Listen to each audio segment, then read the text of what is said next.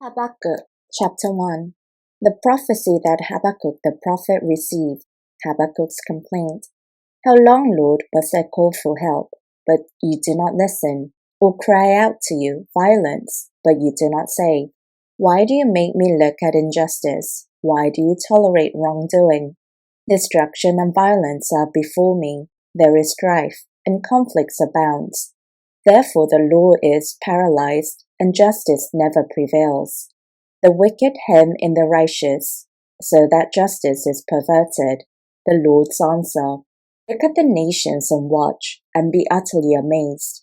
For I am going to do something in your days that you would not believe, even if you were told.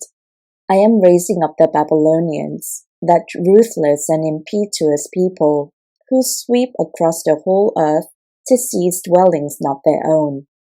They are feared and dreaded people. They are law to themselves, and promote their own honor. Their horses are swifter than leopards, fiercer than wolves at dusk. Their cavalry gallops headlong. Their horsemen come from afar. They fly like an eagle sweeping to devour. They all come intent on violence. Their hordes advance like a desert wind, and gather prisoners like sand. They mock kings and scoff at rulers. They laugh at all fortified cities. By building earthen ramps they capture them. Then they sweep past like the wind and go on. Guilty people, whose own strength is their God. Habakkuk's second complaint. Lord, are you not from everlasting? My God, my Holy One, you will never die. You, Lord, have appointed them to execute judgment. You, my rock, have ordained them to punish. Your eyes are too pure to look on evil. You cannot tolerate wrongdoing. Why then do you tolerate the treacherous? Why are you silent while the wicked swallow up those more righteous than themselves? You have made people like the fish in the sea, like the sea creatures that have no ruler.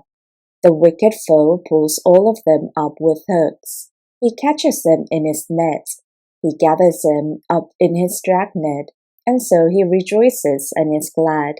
Therefore he sacrifices to his net, and burns incense to his dragnet.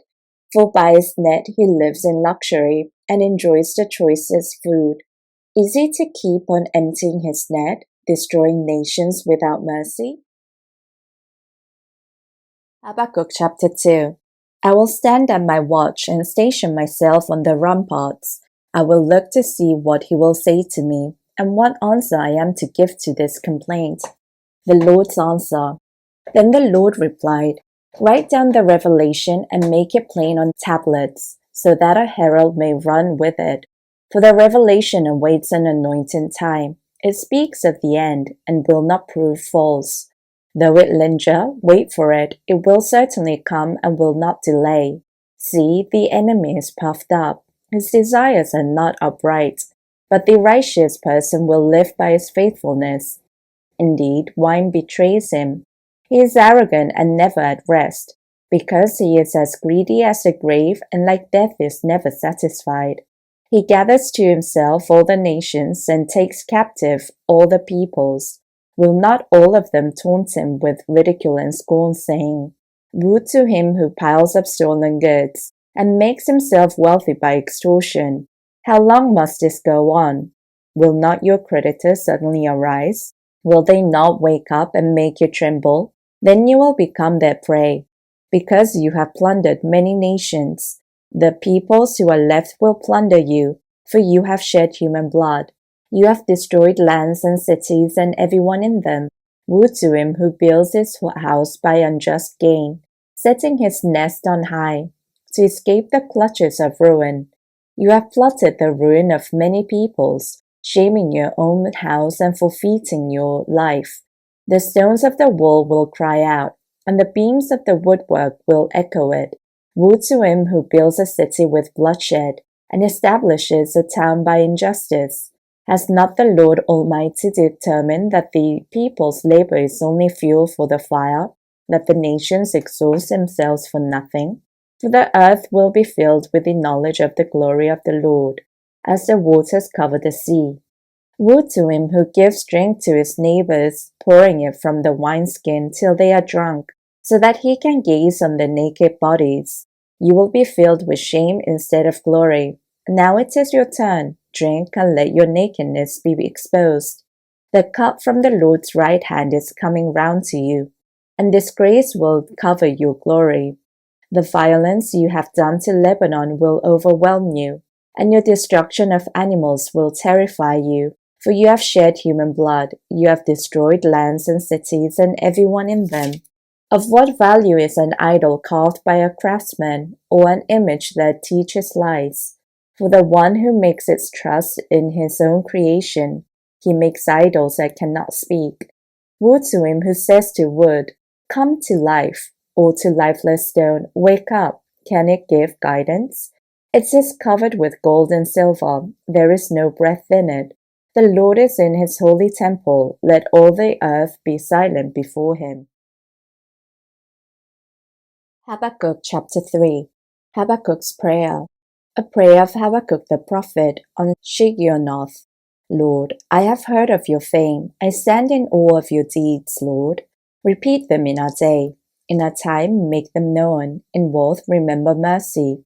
God came from Teman, the Holy One from Mount Paran. His glory covered the heavens, and his praise filled the earth. His splendor was like the sunrise. Rays flashed from his hand. Where his power was hidden, plague went before him. Pestilence followed his steps. He stood and shook the earth. He looked and made the nations tremble. The ancient mountains crumbled and the age-old hills collapsed. But he marches on forever. I saw the tents of Cushan in distress, and dwellings of Midian in anguish. Were you angry with the rivers, Lord? Was your wrath against the streams? Did you rage against the sea when you rode your horses and your chariots to victory? You uncovered your bow. You called for many arrows. You split the earth with rivers. The mountains saw you and writhed. Torrents of water swept by.